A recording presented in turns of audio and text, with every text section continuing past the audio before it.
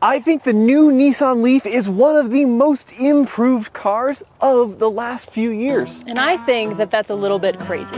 So in today's video, we're comparing the brand new 2026 Leaf to the old one to find out what's what.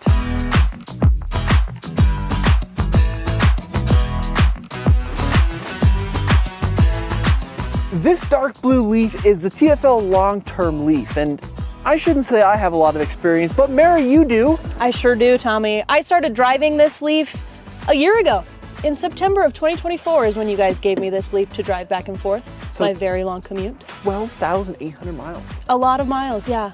And I love it so much, I named it Polly, affectionately. And I'm not gonna be like, I love it to the ends of the earth, but I do think it's a perfectly adequate car. Okay, so I'm gonna have some convincing to do if I'm gonna convince Mary the new one is better. Now, this is a press loaner of the brand new 2026 Nissan Leaf, a full redesign of this electric car. And first things first, Mary, this isn't an exact apples to apples. No, it is not, Tommy. They look substantially different. The overall design of the Leaf, I'll say this, it's not the most stunning thing going down the road. I mean, you could commit crimes in this thing and get out easy because nobody would pay any attention to you. I know it's not pretty. Now, I'm not sure you could get away with a lot of crimes in this Leaf, being this Seafoam Breeze, but this is a much more interesting looking car. Although, to Mary's point, I'm not sure it's beautiful. Okay, it's beautiful in the same way a bar of soap is beautiful, but it's not conventionally stunning. The interior of the Leaf looks cheap, and that's because it is. It's only $9 a month, at least that's what TFL had been paying for it when they got their whole deal. But yeah, a lot of black plastics, the screen is not super high tech, there are physical buttons, which is pretty gnarly, and cloth seats.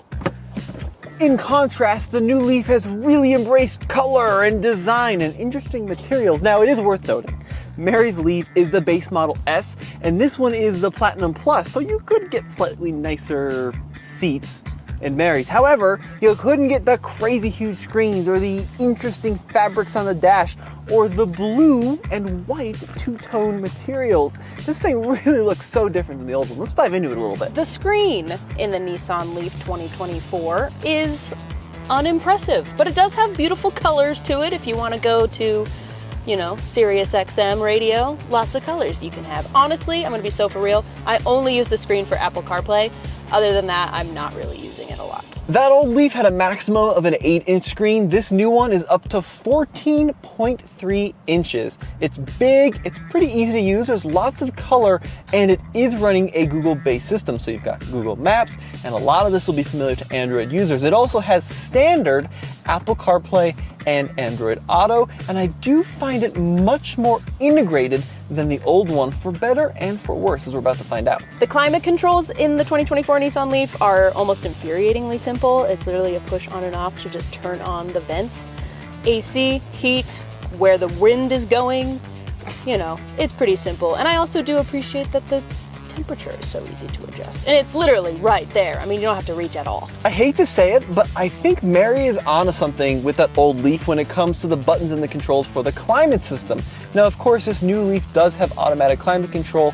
Mary's Leaf could be had with automatic if you get an expensive version, but regardless, you have these haptic buttons on this panel in the front to control the climate. Now, it does have, you know, a nice little buzz when you hit it, but for example, if I want to pull up where the airflow is going, I have to go into a separate menu within the screen before I can direct the air, and her car was just much simpler than this. Now the shifter, I gotta admit it took me a while to come around on it because it's like a little Mario Kart joystick, but this is to drive, this is to park, and this is for reverse. Or if you want to go into eco mode, you can press this little button, which basically just makes it so that your car doesn't accelerate as much as it can. And this is where your e-pedal is located. I can't believe I'm gonna agree with Mary again, but I prefer the marshmallow style shifter thing in the old Leaf to these buttons. It's easier in the old Leaf to stick it in gear without looking down at your fingers compared to the new one. However, there are some cool things in this new Nissan Leaf. If we come to the right here, we have a drive mode selector. So whereas that old one only had an eco mode, in the new one you have eco, standard, and sport, along with a customizable personal mode. And then the E-step actually has a few different settings. So using the paddle shifters, I have 4 different regen settings and a full quote-unquote one pedal setting, which isn't really one pedal. More on that in a second. But the gauge cluster's where the magic happens. This is where I'm probably looking 90% of the time, because it has how much range you have left. It always lets you know the charge time if you do plug in. It's got your battery temperature. It's got battery capacity. And voila. And obviously on the right side, you also have your speedometer. I do really like the cluster in this Nissan Leaf. It's very configurable. You could have your navigation up there. You can have your music. You can have all your safety gear. You can cycle through it via a knob on the steering wheel. It's easy to use. It's crystal clear. And it tells you a lot more useful information compared to that old one. Admittedly, I spend next to no time in the back seat, so I am aware that the front seat has more creature comforts than back here. Like, there's no vents, there's no climate control whatsoever. There aren't even USB-C ports back here, but there are cup holders. And actually, believe it or not, this Leaf is actually 0.4 inches taller than that one. So you actually do have, or at least you feel like you have more headroom in the back seat back here. All right, so just an impromptu experiment. This car is supposed to have like 8 inches more legroom. Now, Mary set herself up in her driving position. What do you think? It's the same. Pretty much right? the same. I mean, we don't have a tape measure, so we can't really... So we have a tape measure, so we can really check. That's like 4, maybe 3 inches is where my knee ends. 3 inches. Now, of course, it's kind of unscientific because Mary's not a robot. She doesn't know exactly how she sits in both, but let's see how the old one is. All right, this is our unscientific test here, but that's exactly the same. Maybe a little more in the old one, Mary. Well, you know what? 9 inches, my ass. There is some good things in the back of this Leaf though, like USB-C ports, but the best thing is not the 1500 watt outlet back here, which could be very useful. It's the fact it has genuine rear seat vents for your furry friends. It also has a lot of shoulder room back here and the cup holders in the center, which gives it a flat floor. But Mary is onto something. For taller occupants, it's a little tight on headroom. Now, the trunk of the 2024 Nissan Leaf is a bit of a pit. It really sinks down low, which means you can fit a lot of stuff back here. I'd say you probably fit like 2 full-size suitcases if you're really good at organizing things. However, it's not the car you're gonna call if you need to move. Now, the eagle-eyed viewer out there might notice that the back of the Leaf is pretty sloped, which doesn't help with the cargo space. So it's gone from 24 cubic feet down to 20, although when you fold the seats down in this Leaf, it does get bigger than the old Leaf. And another nice thing back here is it's much less of a pit, so things don't get stuck in the pit of despair. Albeit, the good thing about pits is they're well known for holding things that fall into the pit. So it's kind of a double-edged sword, you know what I'm saying? I've always said pits. Can't win, can't lose.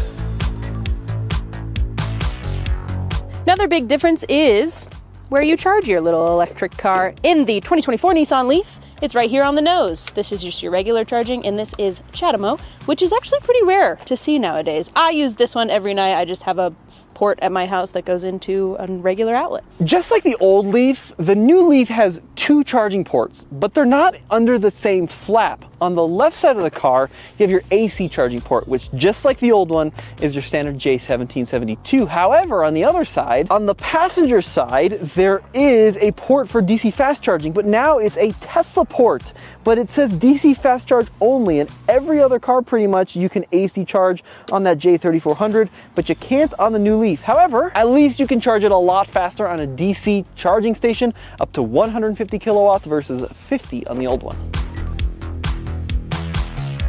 Have you ever taken something for granted? Because Tommy's about to.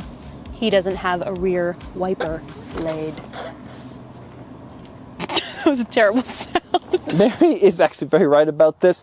There is no rear wiper on this new Leaf, and I think that part of that might be because the window is so sloped, but it should still have one, especially because of this high belt line. It looks very SUV-like now. It's gotta have a rear wiper. That was some pretty lame cost cutting. The old Leaf has normal door handles. That won't fail in 10 years. Oh, burn, Mary! The new Leaf has electronic door handles, so when you're far away, they are snug against the body, and then when you walk closer,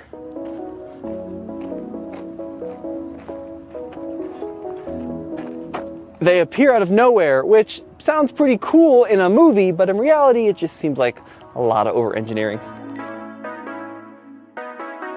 It's important to note that I am not a huge fan of change, and I've been driving this car for a year. So I think anything that's trying to come between me and this Leaf right now is gonna have a hard time. I know that my stance is a little bit crazy because objectively I understand that the 2026 is a legit upgrade. Okay, just want to get that out of the way. So behind the wheel of the old Leaf, now the thing which kind of boggles my mind, Mary, is when you see that new Leaf, like in this video or in pictures, it looks like an SUV, but it's actually smaller than this. Yeah. It's got a shorter wheelbase. It's a little bit like squashed down. Yeah, the full length is a little bit less. I mean, it's unreal that they kind of have some visual trickery to make it seem bigger. So like I've always thought, oh shoot, the Leaf has gone from like a little hatchback to a little crossover, but the new Leaf has less ground clearance than this one, and I also think it has a slightly worse ride. This one's really comfy. It's so comfy. Yeah. The seats are, okay, seats aren't necessarily better, but in the new Leaf, they're bolstered, like to kind of an excessive degree, in my opinion. I know that you would prefer adjustable seats, so where you can have like lumbar support, you have like automatic front, back, scooch, scotch, hoop, top, whatever you want to call that. I know that this doesn't have that. I think I'm just fortunate in that I don't really find a need for that. Sure. But like these seats delight me. They're squishier. So hopping into the new Nissan Leaf. Now, one thing I like about this car, and I think partially because it is so much heavier than the old one, like we said, like 800 pounds, it feels a little more substantial out on the road. It does. It feels less tinny, as you have described the old Leaf before. Yes, like the doors feel heavier, the steering feels a little heavier. Yeah. And, you know, considering this thing is like around 215 horsepower versus 147, you'd expect it to be a lot faster. It's not that much faster. It doesn't have the feel. And I think what that is partially the weight, but partially they're so conservative about ramping up the acceleration curve. Even if you go to sport mode, it's a little better in sport mode, but it's not that quick. So, like, the other thing too is because you sit taller in it, I know that this handles about the same as the old one, but it feels a little bit less like sure-footed in the turns, and I think that's just because personally I'm sitting higher up. Yeah. Right? So you're not as confident in taking the turns. That's true, yeah. You're not as one with the road. And then we come to the visibility. Oh my goodness, the visibility sucks in this car. Do you disagree? I think the front is pretty good, the sides aren't as good, but the back is not very good. The C-pillar is ginormous. I don't know why they designed it that way. You did say that they've raised this a little bit more. The belt line, the belt line to make it kind of have a SUV feel. But I don't know, when I was driving, I was just like unaware of my surroundings in a way.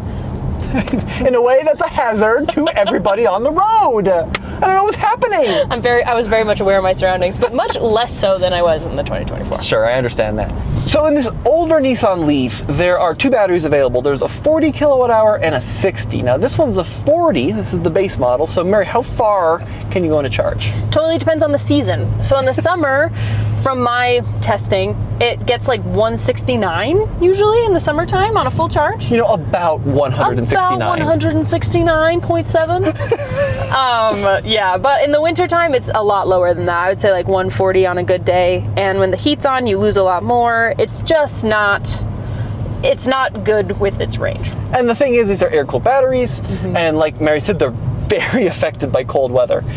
Now, the biggest Leaf of this generation has a 60 kilowatt hour, that goes 212 miles. The new one has a 52 kilowatt hour base, and then that one's actually 75. And the crazy thing is, when we were first researching it, the number that Nissan puts out is 303 miles. But that one isn't actually rated for that. It's rated for a lot less. 259, which is nutso. So there's a big difference between like the S Plus, I think it is, in the new one, and then that Platinum in terms of range. But regardless, climate control batteries in the new one, much faster charging. And then you've been driving that thing for a week now. Have you had any range anxiety? Not a lick of it. It's just with the bigger battery, you're just like, you know you're gonna make it there and back. The only anxiety that I experienced when I'm driving that one was I just have that tiny little at-home charger. I know that it's gonna charge for 12 hours overnight and only charge 20%. Yeah, that was a crazy thing. And it's actually got a really slow level 2 charger too, because we had it plugged in for a few hours at the office. And I think you said you were at like 40? Yeah. And it went up to like 60. Yeah. So it's a slow home charger. Yeah, that's a big problem in the new one. I do love a couple other things about this. I think the dash layout is very neat. Kind of futuristic, a little sci-fi. Granted, it's harder to use, but it does look cool. And then this being the Platinum Plus is the electrochromatic roof that goes from opaque to clear at the push of a button in these little panels. Yeah, I can't deny that that's pretty cool. Pretty funky, huh? Pretty funky, pretty cool. Yeah, it's pretty funky fresh. So I think, look, the big thing we got to talk about is the pricing. So we don't know how much the very base model Leaf is going to be, the one that competes with yours, because that one's a little bit delayed at launch. But if you look at the top spec of both, that old Leaf tops out about $38,500. This one tops out at about $41,900. So it's about $3,500 more. Mm-hmm. Is it worth $3,500 more? It's just not a fair comparison. It's not a fair comparison. You really, even like top spec to top spec? I think for me it is, especially when you consider all of the driver tech in here. Like it does have the Pro Pilot stuff, lane centering, it's got really good adaptive cruise, and then it's got the range, right? What you're really buying in this thing is just all that range. Yeah, that's very, very true. You know, we're talking like 260 miles. Although I think the one to buy, as Mary and I were talking about, is not the top spec one, but like the one with the big battery and the less features. That I think is the S Plus that goes 300? 303, yeah. That's the one. That is the one to buy, it seems. That seems to be the one. In seafoam. In seafoam green. If you can get that color. Seafoam breeze, green, blue, green bleeze. Grew. Grew, blue, green. You've driven them both now. Which one do you like driving more? I'm not talking about the features and the look in the room. I mean, which one do you like the feel on the road of? This one. The old one. The old one. Okay. For sure. And again, it's because it's what I know, and I know that I have that bias, of course. But I also like this one just from a safety standpoint. It doesn't have like Pro Pilot, doesn't have lane keep assist or any of that fancy stuff, but it does have much better visibility. And I just feel like I do a better job maneuvering on the road than I do in that one. Okay. So Mary, when we get onto this big road, I want you to punch it. Gun it. She climbs. She has that initial torque though. Did you feel it? The little shove? Yeah. The little The little Here's the thing. Even though the horsepower is less in this one than in the new one, this weighs like 800 pounds less. It's lighter. So she's skinny mini. She's flight of foot. But there's so many of these cars in Boulder and in Fort Collins and in Long, anywhere in the Front Range of Colorado. Like, Mary's not kidding when this is the perfect car to commit a crime in. Yeah, nobody's gonna look twice at you. Which I kind of like. You know, I spend so much of my life trying to get attention driving cars that like it's cool to just be like one of the crowd. Under the radar, you know? if you will. Yeah, you really do just blend in. And no one expects you to be speeding. So if you have to do 46 and a 45, you can get away with it. So Mary has just come to a stop in this Leaf, and what's interesting is you'll notice we're completely stopped and she's not pushing the brake. Nope. I wasn't touching the accelerator either. Now I bring that up because this car has a regen mode called e-pedal. And the new one you have like 6 different modes, right? There's low, there's medium, there's high, there's everything in between. This is kind of on and off. But you can do something cool in this you can't in the new one. You can come to a full stop. A full, unadulterated, unabridged, unsuppressed Stop. help. Help. Unsuppressed stop. Exactly right. Yeah, no, that is a great feature. Much more like the e-pedal is stronger in this one. Yeah, and I like that you don't have to hold the brake.